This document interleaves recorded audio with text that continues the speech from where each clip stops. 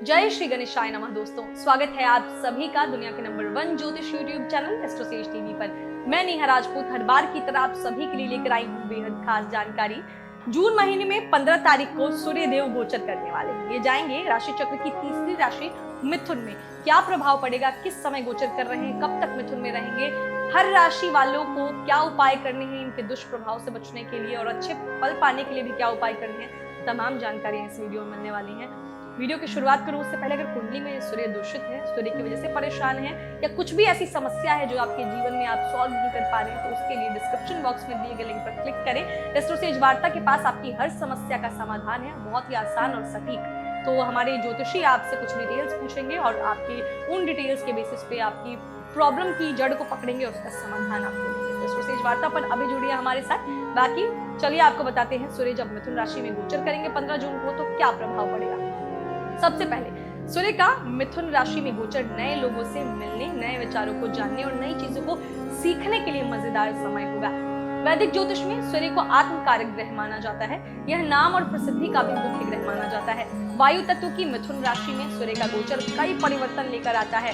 मिथुन राशि में सूर्य के इस गोचर के दौरान वर्षा ऋतु शुरू होती है। इस दौरान अपने स्वास्थ्य का आपको ध्यान रखना बहुत जरूरी होता है, क्योंकि वायरल संक्रमण इस दौरान तेजी से फैलता है। दुनिया की अर्थव्यवस्था में भी उतार चढ़ाव आता है। इस गोचर से कुछ जो है मामलों में संचार प्रभावित हो सकता है। मिथुन राशि में सूर्य का गोचर नेटवर्क को बढ़ाने के लिए, अपने लेखन को उत्कृष्टता देने के लिए, छोटी यात्राओं पर जाने के लिए और मीडिया और संचार के लिए अच्छा माना जाता है। किस समय होगा सूर्य का गोचर, ये सुनिए। सूर्य का गोचर मिथुन राशि में 15 जून को सुबह 5:49 पर मिथुन राशि में होगा और इस स्थिति में 16 जुलाई 2021 शाम को 4:41 तक सूर्य देवता रहेंगे और इसके बाद यह कर्क राशि में प्रवेश कर जाएंगे। तो क्या प्रभाव पड़ेगा आपके जीवन पर, अब मैं आपको नहीं बताऊंगी, राशिफल बताऊंगी।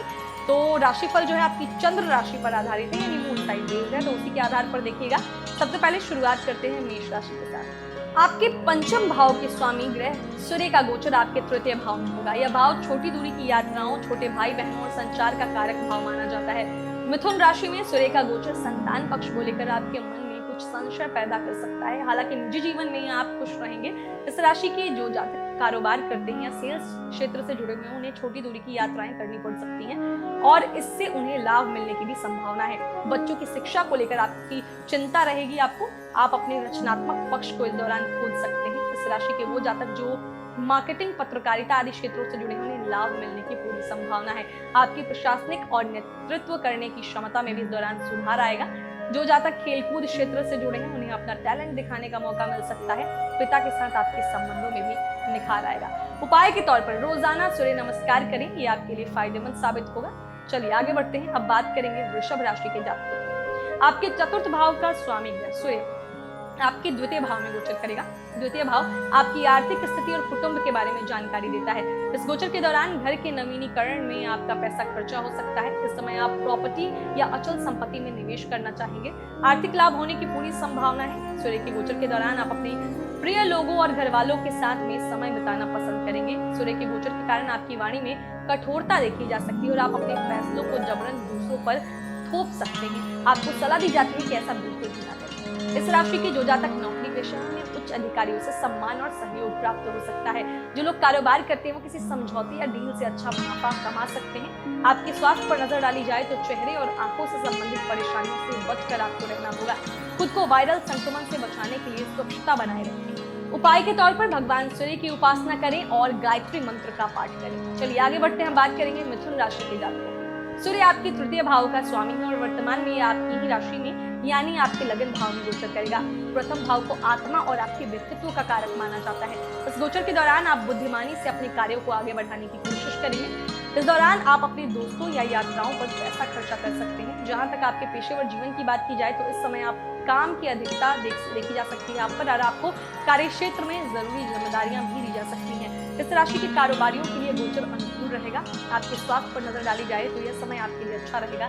आपकी रोग प्रतिरोधक क्षमता मजबूत होगी। हालांकि बावजूद इसके भी आपको अपने स्वास्थ्य पर ध्यान रखना होगा। अपने अहंकार को खुद पर हावी ना होने दें, नहीं तो उसके कारण आपके जीवन में उतार चढ़ाव आ सकते हैं, खासकर रिश्तों। क्या उपाय करना है आपको? राम रक्षा श्लोक का प्रतिदिन जाप करें, ये आपके लिए लाभदायक रहेगा।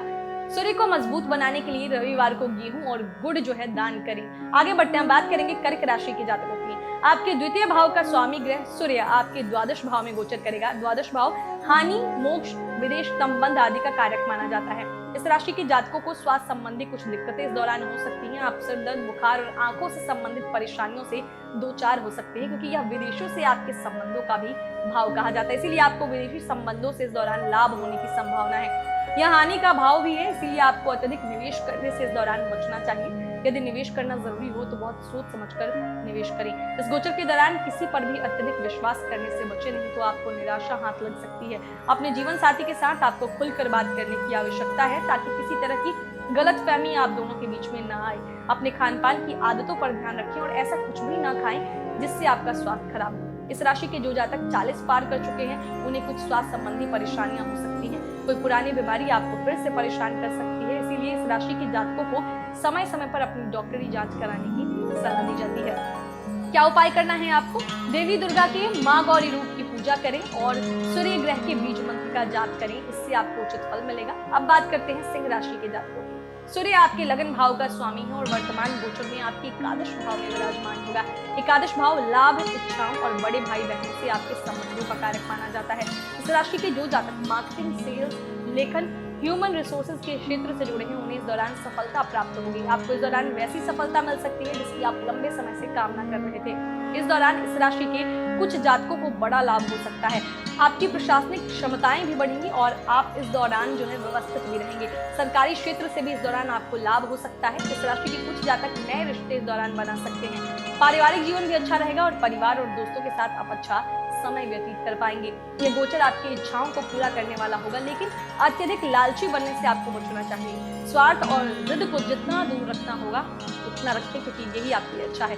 उपाय के तौर पर क्या करना है आपको? प्रतिदिन सुबह स्नान करने के बाद सूर्य को जल चढ़ाएं और पीतल या कांसे के बर्तन में लाल फूल लें। आगे बढ़ते हैं, बात करेंगे कन्या राशि के जातकों।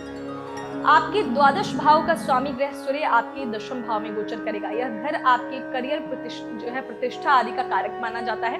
इस गोचर के दौरान सूर्य दिग्बली अवस्था में होंगे, जिससे आपको अपने करियर में जबरदस्त जो है लाभ मिलेगा। आपको इस दौरान कई अवसर प्राप्त हो सकते हैं। हालांकि आपको इन अवसरों का सही से आकलन करना होगा और इन अवसरों का लाभ आपको तभी मिलेगा जब आप में उसके अनुरूप योग्यता होगी। इस राशि के कारोबारी इस दौरान खूब लाभ कमाएंगे और साथ ही उनको समाज में ख्याति भी प्राप्त होगी। जो लोग अभी तक बेरोजगार हैं, उन्हें इस गोचर के दौरान रोजगार मिल सकता है। सूर्य को पिता का कारक ग्रह माना जाता है, इसीलिए अपने पिता से आपको पूरा सहयोग मिलेगा। इस समय आपको वायरल इन्फेक्शन से बचकर रहने की सलाह दूंगी मैं। निजी जीवन में कुछ दिक्कतें आपको परेशान कर सकती हैं और आप असहज महसूस कर सकते हैं। नकारात्मकता को दूर करने के लिए आपको सुबह और शाम के समय सैर करने पे जाना चाहिए। उपाय के तौर पर मंदिरों में या गरीब लोगों में रविवार को गुड़ का दान करें, लाभदायक रहेगा और अत्यधिक नमक या चावल का सेवन करने से बचें। अब बात करते हैं तुला राशि वालों की। आपके एकादश भाव का स्वामी सूर्य धर्म, पिता, अध्यात्म, यात्राओं और भाग्य के नवम भाव में गोचर करेगा। इस गोचर के दौरान आप अपने पिता या पिता तुल्य लोगों के साथ नोक झोंक कर सकते हैं। यह नोक झोंक अहम के टकराव के कारण। नवम भाव में सूर्य का गोचर आपके भाग्य के लिए बहुत अच्छा नहीं कहा जा सकता। इस दौरान आपको भाग्य का बहुत अधिक साथ नहीं मिलेगा और खुद को स्थापित करने के लिए आपको अच्छे अवसर भी प्राप्त नहीं होंगे। अपने लक्ष्य को प्राप्त करने के लिए आपको जी तोड़ मेहनत करने की सलाह दी जाती है। आमदनी धीरे धीरे लेकिन निरंतर गति से आता रहेगा। इस दौरान कोई भी फैसला लेने से पहले सोच विचार अवश्य करें। इस दौरान इस राशि के जातकों को कोई बड़ी स्वास्थ्य समस्या नहीं होगी। हालांकि सांस लेने में यदि आपको कोई दिक्कत हो तो तुरंत अपनी डॉक्टरी जांच करवाएं। प्रगति और समृद्धि के लिए अपने संचार कौशल को बढ़ाएं। क्या उपाय करना है आपको? तुलसी के पौधों की पूजा करें और पानी डालें, क्योंकि यह आपके लिए शुभ फल लेकर आएगा। हमेशा चप्पल जूतों को छूने के बाद हाथ धोएं, इससे सूरज का नकारात्मक प्रभाव कम हो जाएगा। अब बात करते हैं वृश्चिक राशि वालों की। आपके दशम भाव का स्वामी ग्रह सूर्य आपके अष्टम भाव में गोचर करेगा। अष्टम भाव को जीवन में आने वाले परिवर्तन और अचानक होने वाले लाभ हानि का कारक माना जाता है। इस दौरान वृश्चिक राशि के लोगों को कार्य क्षेत्र में उतार चढ़ाव का सामना करना पड़ सकता है और आप कई चिंताओं से परेशान हो सकते हैं। ससुराल पक्ष के लोगों के साथ आपके रिश्तों में कुछ बदलाव आ सकता है। आपको सलाह दी जाती है कि लोगों के साथ और लोगों के बीच रहकर इस दौरान काम करें और गैर जरूरी अटेंशन पाने की कोशिश ना करें। जासूसी या इस तरह की किसी भी क्षेत्र में काम करने वाले सरकारी लोगों को इस दौरान लाभ मिलने की संभावना है। इस दौरान आपको अपने निजी और पेशेवर जीवन में विश्वास प्राप्त करने की जरूरत होगी और लोगों के साथ मजबूत रिश्ता बनाने की कोशिश करनी होगी। उपाय के तौर पर क्या करना है, यदि संभव हो तो रविवार को उपवास रखें। सूर्य ग्रह को मजबूत बनाने के लिए उपवास के दौरान नमक लेने से परहेज करें। आगे बढ़ते हम बात करेंगे धनु राशि वालों की। धनु राशि के जातकों के सप्तम भाव में सूर्य ग्रह का गोचर होगा। यह भाव विवाह, साझेदारी, रिश्तों आदि का कारक माना जाता है। आपका क्रोधी स्वभाव आपके निजी जीवन में इस दौरान एक बड़ी समस्या हो सकता है। शादी करने के इच्छुक लोगों को कुछ कारणों से देरी का सामना करना पड़ सकता है। वहीं विवाहित जोड़ों को अहम के टकराव से बचकर रहने की सलाह दी जाती है। कारोबारियों को साझेदारी में किसी वजह से परेशानी आ सकती है, इसीलिए आपको अच्छे संबंध बनाए रखने की सलाह दी जाती है। जो लोग मैनेजमेंट और संचार से जुड़े व्यवसाय में हैं, उनके करियर में वृद्धि होने की संभावना है। इस दौरान आपको ऐसी व्यक्ति की तलाश करनी चाहिए जो आपके काम को लोगों को दिखा सके या आपको कोई नया कारोबार दिला सके। अपनी नेटवर्किंग को इस दौरान बढ़ाने की कोशिश करें, क्योंकि इससे आपको नई ऊर्जा और शक्ति प्राप्त होगी। उपाय के तौर पर कुमकुम को तांबे के पात्र में जल के साथ मिलाकर भगवान सूर्य को अर्पित करें और घर पर रुद्राभिषेक की पूजा कराएं। आगे बढ़ते हैं, बात करेंगे मकर राशि के जातकों। आपके अष्टम भाव का स्वामी सूर्य आपके छठे भाव में गोचर करेगा। छठा भाव उधार, शत्रुओं और बीमारियों का कारक भाव माना जाता है। यह गोचर आपके लिए अच्छा रहेगा। इस दौरान आपके अंदर हर स्थिति से लड़ने की क्षमता होगी। अगर आप बीमार पड़ते हैं तो बहुत जल्दी उससे ठीक हो सकते हैं। यदि आप कोर्ट कचहरी के किसी मामले में फंसे हैं तो इस दौरान फैसला आपके पक्ष में आ सकता है। इस राशि के जिन जातकों ने लोन या कर्जा लिया था वो उसे चुकता कर सकते हैं। शारीरिक रूप से आप कुछ परेशान हो सकते हैं। पेशेवर जीवन में खुद को साबित करने के लिए आपको बहुत प्रयास करने होंगे। असिस्टेंट रखने के लिए अच्छा समय है, इससे आप अपने काम को व्यवस्थित रख सकते हैं और आपके कार्य में लचीलापन आने के लिए भी आपको ऐसा करना आपके लिए अच्छा रहेगा। इससे आपको अपने कार्यों को आगे बढ़ाने में भी मदद मिलेगी। उपाय के तौर पर सूर्य के नकारात्मक प्रभावों को दूर करने के लिए रविवार को बैल को गेहूं और गुड़ खिलाएं। अपने पिता के साथ सम्मानजनक संबंध बनाएं रखने के लिए उनकी सेवा करते रहें, उनका सहयोग करें और उन्हें समय समय पर उपहारों के साथ लाड प्यार करते रहें और जब भी किसी काम के लिए जाएं तो उनका आशीर्वाद लेकर ही जाएं। अब बात करते हैं कुंभ राशि के जातकों की। आपके सप्तम भाव का स्वामी ग्रह सूर्य आपके रोमांस, शिक्षा, संतान आदि के पंचम भाव में गोचर करेगा। यह गोचर बच्चों की सेहत के लिए बहुत अच्छा नहीं कहा जा सकता।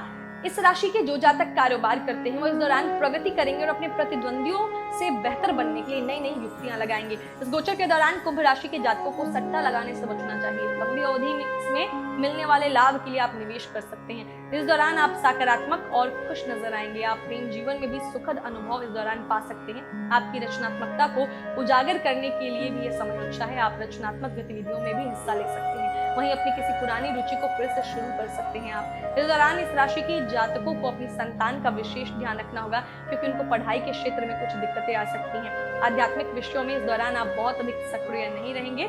अपने स्वास्थ्य का विशेष ध्यान दें, क्योंकि आपको एसिडिटी और पेट दर्द की समस्या हो सकती है। उपाय के तौर पर रविवार के दिन तांबे का दान करना बहुत लाभदायक रहेगा। किसी भी व्यक्ति, सरकारी अधिकारी या धोखेबाज को रिश्वत देने से बचें, कर का भुगतान करें, नहीं तो यह आपकी कुंडली में सूर्य को कमजोर बना सकता है। और अब आखिर में बात करेंगे मीन राशि के जातकों। आपके छठे भाव का स्वामी ग्रह सूर्य आपके चतुर्थ भाव में गोचर करेगा।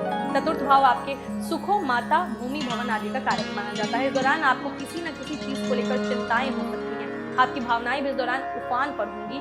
अपनी सुख सुविधाओं से आप इस दौरान दूर हो सकते हैं। हालांकि आपको इसको स्वीकार आपको करना होगा और आप सक्रिय होने की भी कोशिश करेंगे। आप बहुत महत्वाकांक्षी होकर हर कार्य को करेंगे, लेकिन सकारात्मक परिणाम आने में कुछ समय लग सकता है। आपको धैर्य रखने की सलाह दूंगी मैं।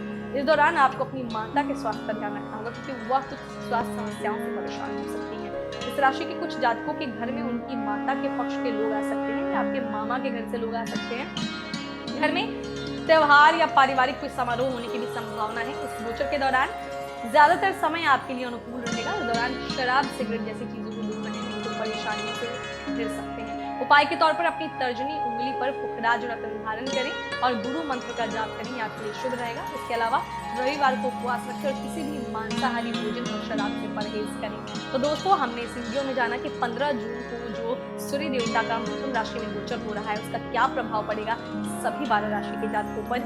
हमने आपको विस्तार से जानकारी दी है। उम्मीद करती हूँ जानकारी आपको अच्छी लगी होगी। अगर लगी हो तो जरूर इस वीडियो को लाइक करें, शेयर करें, चैनल को सब्सक्राइब करें और बेल आइकन का बटन भी प्रेस करें, ताकि आने वाले सभी वीडियोस के नोटिफिकेशन आपको मिलते रहें। बाकी अगर सूर्य देवता आपको परेशान कर रहे हैं, कुंडली में दूषित हैं, सही जगह पे नहीं बैठे हैं, स्थिति सही नहीं है, तो क्या कर सकते हैं आप? नीचे डिस्क्रिप्शन बॉक्स में लिंक दिया गया है, हमें कॉल कीजिए, हमसे जुड़िए, बात कीजिए, हम आपकी समस्या का आपको समाधान देंगे। बहुत सारे लोग कहते हैं कि मैं प्रमोट करती हूँ चीज़ों को, तो आपको बता दूँ कि सिर्फ एस्ट्रोसेज ही ऐसा है जो आपको हर कॉल का पहला मिनट मुफ्त देता है। तो सुविधा का लाभ उठाइए और हमसे जुड़कर अपनी समस्याओं का समाधान पाइए। बाकी मिलेंगे आपसे अगले वीडियो में, तब तक हंसते रहिए, मुस्कुराते रहिए, किसी का दिल मत दुखाइए और देखते रहिए एस्ट्रोसेज टीवी। नमस्कार।